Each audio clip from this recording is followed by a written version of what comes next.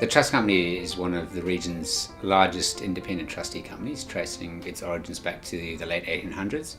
It has a wonderful set of charitable trusts of which I'm tasked to administer, and it's, as I say, an enormous privilege and responsibility in the sense that we distribute over $40 million a year to the non-profit sector.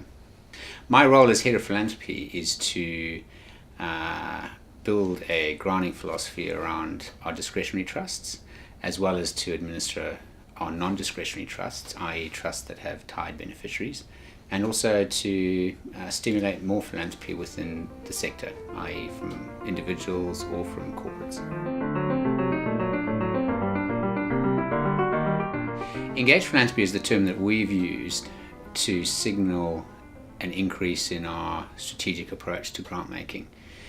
There's a lot of best practice certainly being led in the States and also in Europe around grant makers moving up the strategic end of the spectrum and away from what we call traditional or transactional grant making. So ultimately the objective of all of this is to try and enhance and maximize the social impact, the enduring social impact for our beneficiaries, because we effectively stand in their shoes.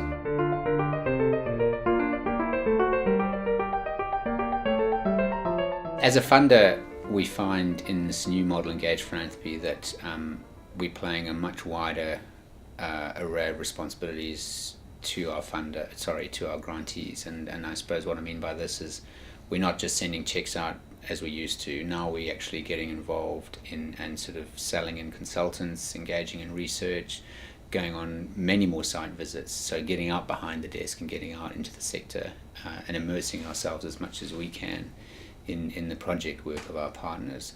That accountability is critically important.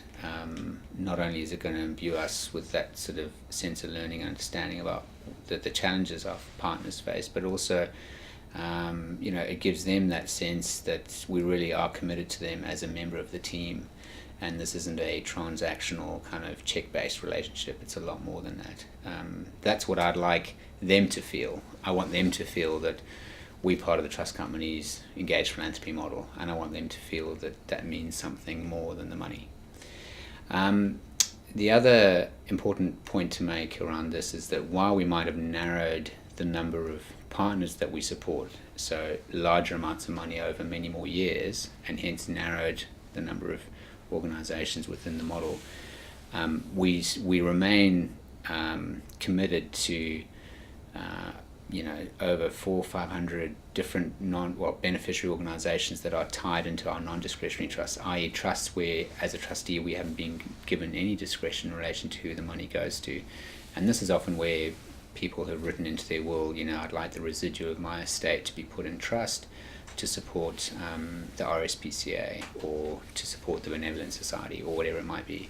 And we will set up a testamentary charitable trust with those estate proceeds, and every year we'll make those distributions and engage with that organization. So while Engaged Philanthropy is more narrow, we still have a very large base of beneficiary organizations that we're in regular contact with. And that feedback and engagement with them gives us a broad perspective on, I suppose, the challenges within the sector as a whole, and can sort of feed and inform some of the work we're doing within Engaged Philanthropy.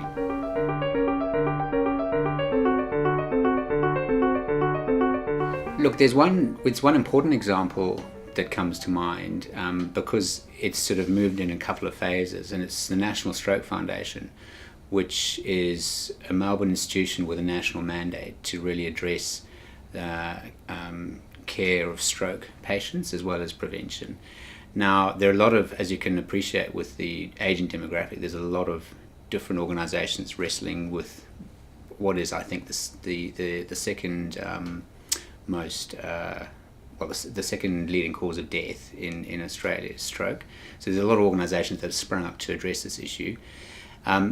So to talk about what's changed with our partnership with them, we've supported them to develop a theory of change within their organisation, which has allowed Erin Lalo and her team, Erin's the CEO, to fundamentally reassess their strategy on the basis of a logical flow of assumptions about why they're doing the work they're doing, who is their target audience, i.e. who they're trying to help, what strategies they're employing to effect that change, and then developing some really good outcomes and measurements around that. And effectively, that theory of change is supported by an evaluation framework. And as in Erin's own words, she says it's completely changed the way her business is poised to basically achieve social impact in a positive way for stroke sufferers and also for prevention. The next phase to that, as Erin has said, look, in terms of the Australian Stroke Coalition, which is 18 different organisations from around the country trying to wrestle with a national agenda around stroke, she's encouraged them to adopt a theory of change approach too, because she believes that developing a common framework is going to be a very powerful tool for them to get direction and achieve outcomes at a national level. And we've just been through a theory of change workshop with those coalition partners.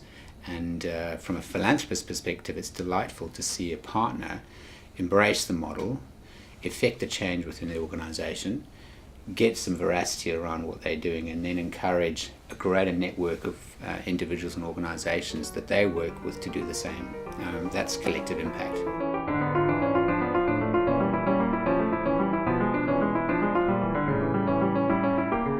I think the closer to home, I suppose, when I think of my team and my board, that was probably where the initial challenges started. We had to get the board comfortable with this new approach, and also had to get my team comfortable that they were going to have to help me guide this new model and guide it to be a success. So there was a lot of internal evaluation, learning to be done to not only get the board to sign off on this new model, but just to ensure that the team felt comfortable there were the skills and resources around.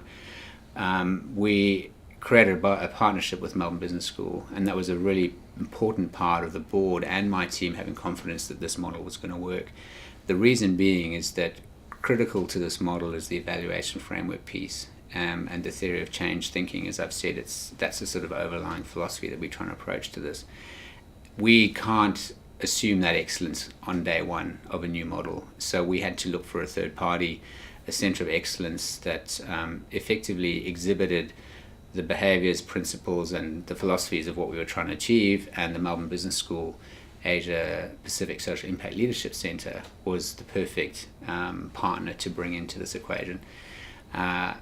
Perfect in the sense that they were not only developing their own skills and sort of capacities around evaluation frameworks and bringing best practice models in from around the world, but also that Melbourne Business School itself is 60% corporate owned. It's 40% a university, and it represents I suppose, incubator of thinking of non-profit, for-profit, and sort of, government agendas. And it's a wonderful place to bring our partners together twice a year, which is what we do. The symposium idea kind of came out of that engagement with Melbourne Business School as well. So we meet twice a year in Melbourne Business School to talk about how our model's going and encourage that partnership and collaboration. And I'd say that's probably the most distinctive part of this model that helps us move it along, if you like, and help us to achieve the outcomes we're looking for.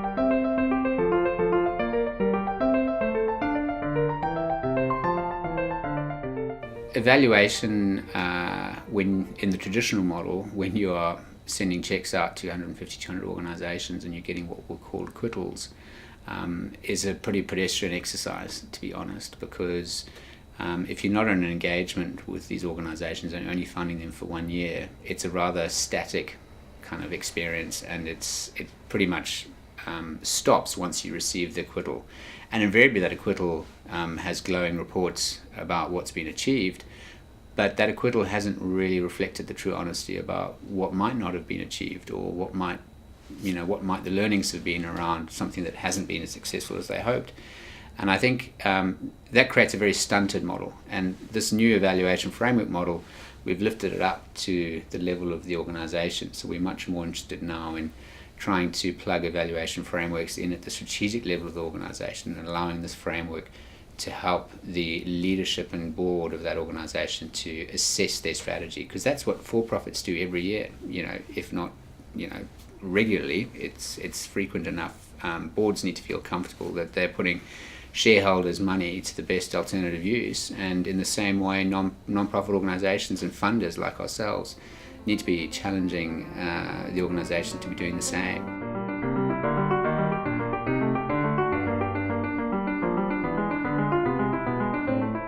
the evaluation framework is the critical nexus between us and our grantees, if you like. It's our communication platform, because it's the way we know that their organisations being supported in the way they need to be supported, and also they go in the direction that they want to go, and they're also measuring some longer term outcomes. We've gone multi-year, so we've given ourselves that longitudinal kind of evaluation opportunity to say, yes, we are making a difference collectively. So we need to be supporting evaluation frameworks to be teasing out these, medium to long-term outcomes, and also we need to be looking to support these organisations to bring the evaluation frameworks into place, and also I suppose that also means to provide funding for them. So that's another quite controversial issue, because there's fanciful thinking that non-profits should run with no overheads and no funding for evaluation. Well, that's totally inconsistent with a professional organisation, whether you are for-profit or non-profit. We need to make sure we fund both capacity and also evaluation within non-profits to ensure that next year the 90% that is actually put into the program, if you take off 10% for the evaluation, we know that's just going to have twice the impact it might have if we hadn't really done the evaluation to think better about our model.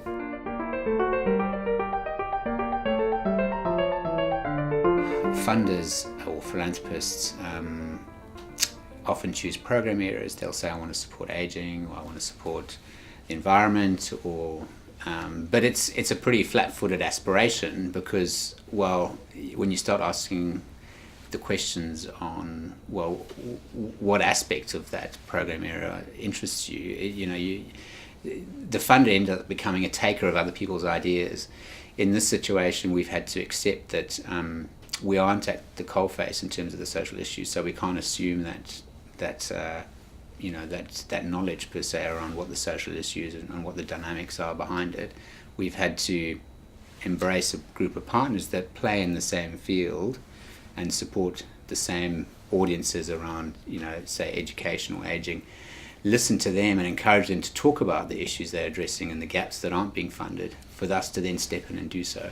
So the implications of this approach from us are we're assuming a different position effectively around the table, much more a broker and a catalyst than a traditional funder, and that traditional funding relationship has been quite hierarchical, i.e. sort of a vertical power system of, we've got the money, you go out there and make impact and then tell us about it. This is much more about us and the collective approach, where the relationship's more horizontal, it's more equitable, and we can be held to account too.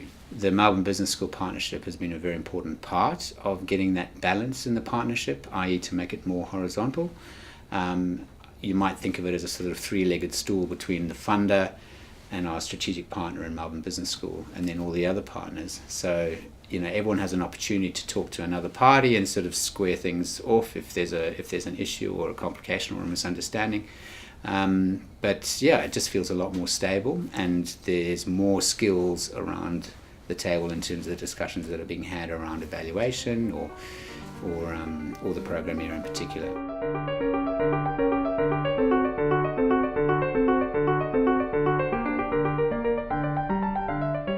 Coming into the space 3 years ago and picking up on a lot of interesting initiatives around, say, social enterprise, social impact bonds, social impact funds, you start to appreciate that this convergence between non-profits and for-profits is and effectively what we're seeing is social impact, a social business model starting to emerge.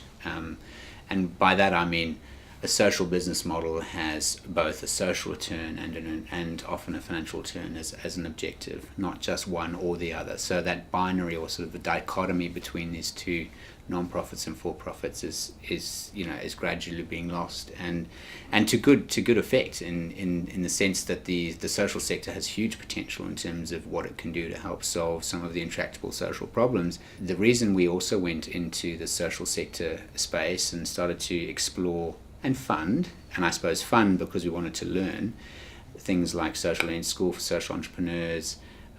Even this partnership with the Melbourne Business School is important because arguably the Melbourne Business School is going to be a lead indicator of what some of these social business models are going to be looking like in the next 5 to 10 years. And we want to be in that conversation and hearing about how we as a funder and a trustee, because we have both a commercial hat on and also a funding hat on, how we can support those business models and bring them into reality. I'll use the example of the SVA's Impact Fund, where we've sold in our services as the custodial trustee, for example. We've also pitched in for things like the Indigenous REIT that was recently tendered out by the Indigenous Business Association. So there's these examples where, as a trustee, we've got a significant commercial opportunity to support a small but fast growing social sector.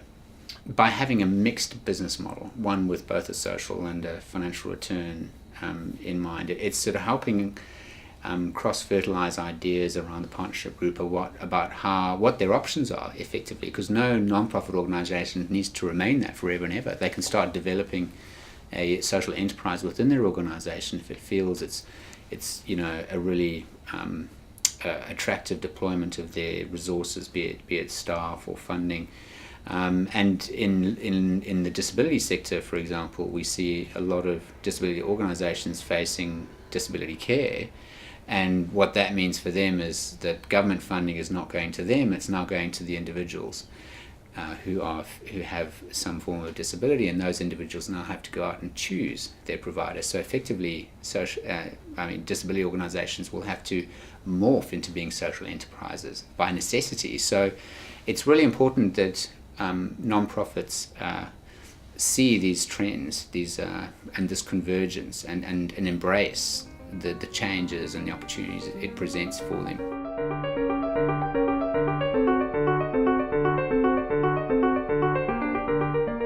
That's why they call wicked problems, because they just seem to hang around, don't they?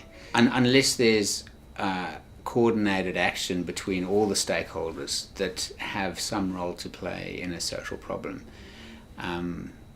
there can be unintended consequences by only one part of the community acting on that social problem. Collective action is a really profound way to actually address things once and for all, and to get back to the root causes of the problem and getting all the different stakeholders aligned behind a sort of common action plan. If any country can solve its intractable social problems, Australia can, because one, it can afford to, and two, the level of marginalisation that we see in Australia is nothing like what the rest of the world experiences. So it really should be well placed to do so. And I think in terms of the sort of philanthropic and entrepreneurial spirit that we see this end of the world, and I think New Zealand's another really good example in terms of the progression they've made around impact funds and social problems, and indeed their own Indigenous progress they've made there, with the Maori and stuff. Very, very, I suppose there's some real leading examples with this end of the world.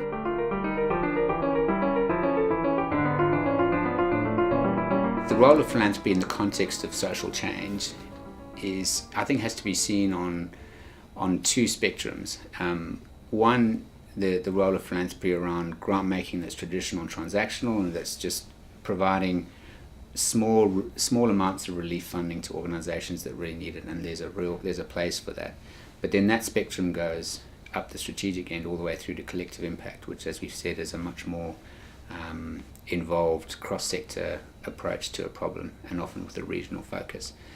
The other spectrum is the philanthropist can make a grant for a social return only, but the philanthropist increasingly has an opportunity to make a grant with a financial return attached as well. So there's the spectrum of grant making along that financial continuum as well, which is what we're talking about in relation to impact funding and social benefit bonds. So the role of philanthropists in the context of social change is to say, where am I going to sit on both of those spectrums in terms of how strategic do I want to be, and do I want to build a blend of social and financial return within my models?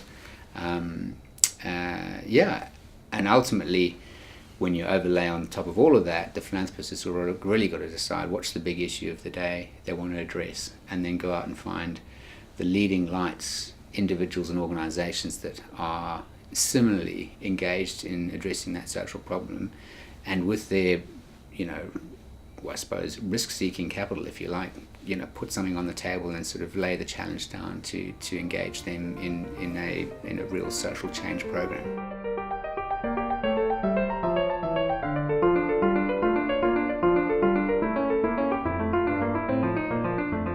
A leader in this type of engaged philanthropy model has to be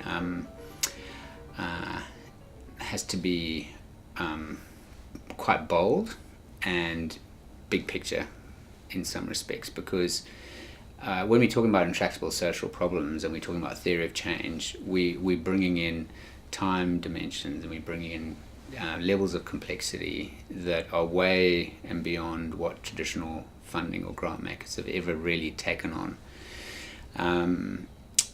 The philanthropist has to be big picture as well, because those social issues need to be seen in quite a broad context, and they need to be seen through the lens of many different stakeholders such as government, for-profits, non-profits, individuals, communities, and I suppose the philanthropist also needs to be a really effective partnership broker to make sure that they can help shepherd a group of individuals, organisations who have come together around a social problem and help shepherd them towards a solution.